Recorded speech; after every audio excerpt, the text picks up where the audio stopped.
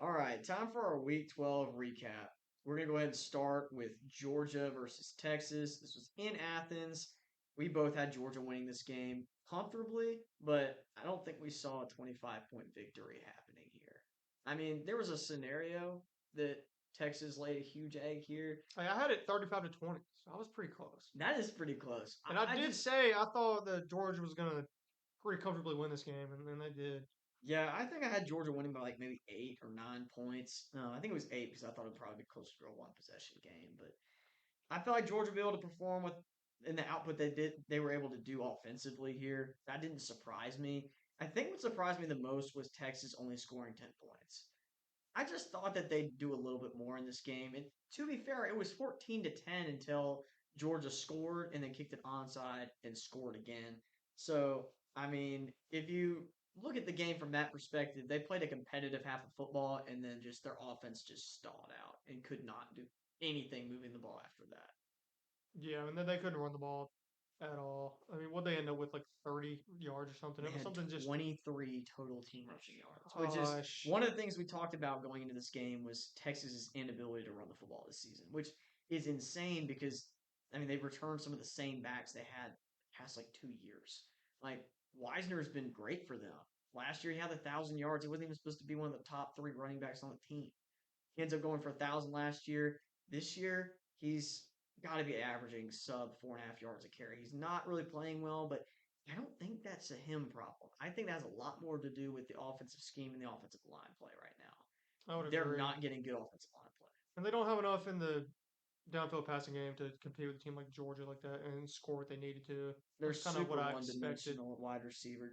Ryan Wingo's really their only threat to move the ball behind the line of scrimmage or downfield, which is mainly going to be behind the line of scrimmage play. Yeah, with Arch Manning back there, it is.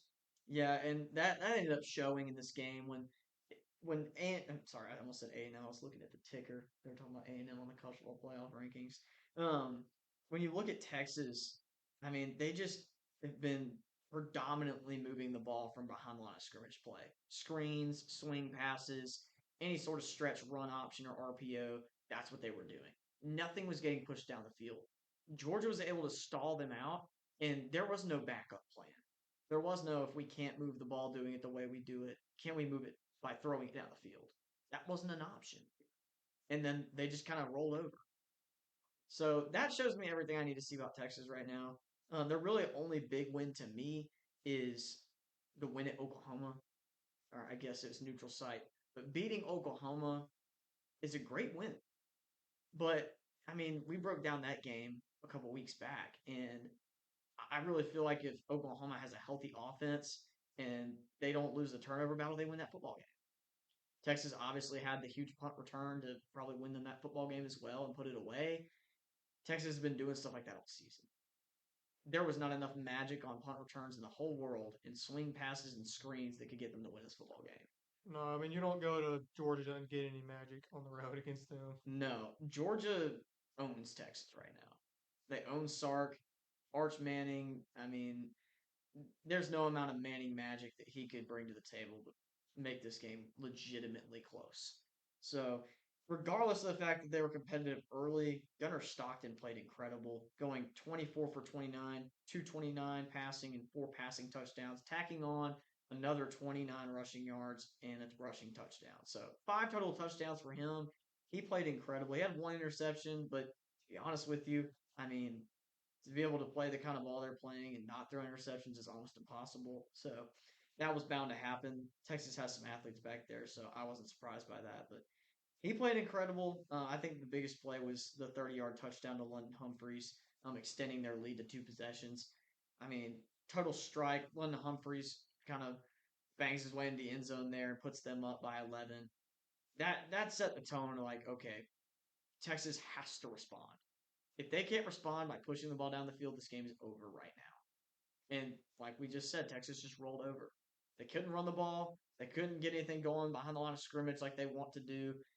And downfield passing just was not an option for them, apparently. So that's where this game ended up going. I mean, Georgia just did what they wanted to do in the second half. Kicking that onside and scoring again after going up by 11 was pretty gutsy because you didn't really need to do that. But I think Georgia just knew they're like, I don't think Texas can score anyway. Let's just go ahead and get the ball back and score again. Go ahead and put it out of reach. Yeah, go ahead and put the final dagger in the coffin. That's exactly what they did. I was really impressed by how they coached in this game. The staff for this Georgia team, defensively and offensively, looks like they're improving their units week by week.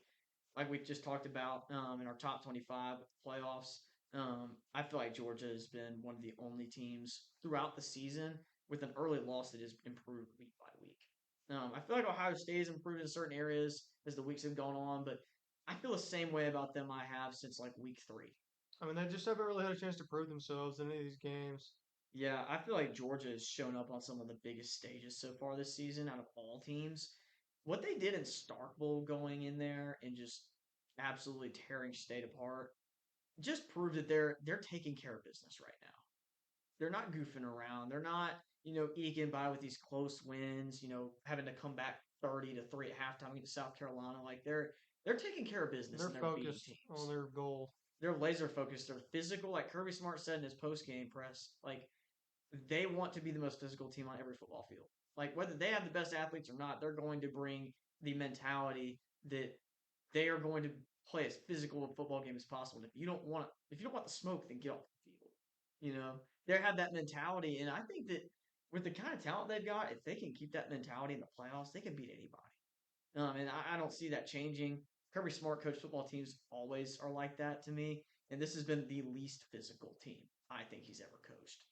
But regardless, you've still got guys like Gunnar Stockton at quarterback who are running people over when they should probably be trying to protect themselves. So that's the character of this football team. They're all in, and I like them down the stretch.